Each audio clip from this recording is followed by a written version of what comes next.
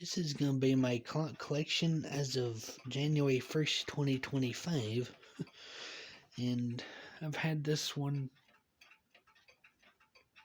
like about 7 months almost. Then an empty Sir Thomas Roxbury and my great grandmother's lighthouse clock. Then my Waterbury Eldred. Then the working Roxbury. Then there's this clock here, and there's some in there that I won't even bother to get out. Then there's my great grandmother's, another one of hers, my Sir Thomas Electric Sharon, my youngin's battery operated anniversary clock, my Spartus double bell, cute little travel alarm, my Sir Thomas Baso, which is a immediate favorite of mine, a Timex alarm clock, and a cute little Sharp alarm clock which a friend bought for me. And there's two empty cases up there. One of them is a Sessions, the other is a Waterbury. Then I have this Bulova, what's the brand or model name? Anyway, it's not too important. Moving on. Then a alarm clock that used to work, which quit working. Then another one of my great grandmother's clocks, a porcelain clock with a 30-hour movement in it, and a quartz anniversary clock, which is Wizard of Oz themed. And then there's my R913, which needs some love done to it. And there's this cute little Apple clock I got from Goodwill. I love it, even though it's not worth much. Then my Reguladora made in Portugal clock, which is a new acquisition as well. You've seen it before. Then a quartz Ingram wall clock from the 70s or 80s.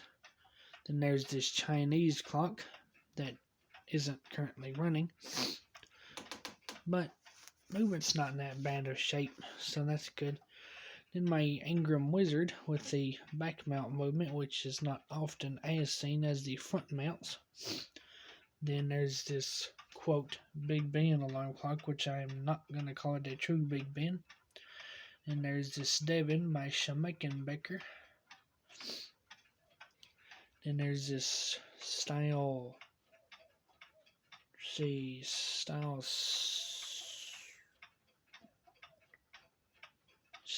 8 Big Ben, or one of them. Then there's this empty Ingram case, which needs some work. Then there's this Thomas Fosbury Electric, which is also not working. Then behind it is a Sessions tambour clock, which is very typical. Then a empty Korean case, except for the gong and chime rods, obviously. Then a Edgar Hand Mini anniversary clock, which he only made clocks for 3 years. And I got that one for $5, so I'm happy with that. And then there's a ceramic porcelain clock, which was hand painted by a lady whose name is on the bottom. And there's this cute little travel clock, which was also my great grandmother's. Then there's this clock, which is an electric mini grandfather clock by Spartus. I love it. It's cute. And oh yes, how in the same hell can I forget that? Shows you how my mind is. And there's my grandmother clock, or grandfather, whichever you choose to call it. It's subjective.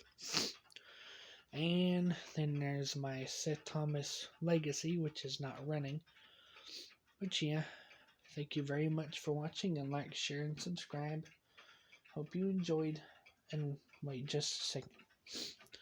There's this movement, which is running happily, minus the strike side. I won't go into great detail of that. But yeah, thank you very much for watching, and I hope you have a great new year. Bye-bye.